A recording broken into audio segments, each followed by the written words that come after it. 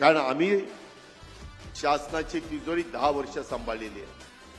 आम्हाला अनुभव आहे कुठं काटकसर करायची, कुठं त्या ठिकाणी खर्च करायचा, कुणाला लाभ द्यायचा, गळती कशी थांबवायची, उत्पन्न कसं वाढवायचं, हे सगळं आम्हाला बारकावे माहिती आहेत. केंद्रातनं निधी कसा आणायचा, यामध्ये काहींनी अशी टीका केली की राज्याला कर्जबाजारी करायला लागलेत, कंगाल करायला लागलेत.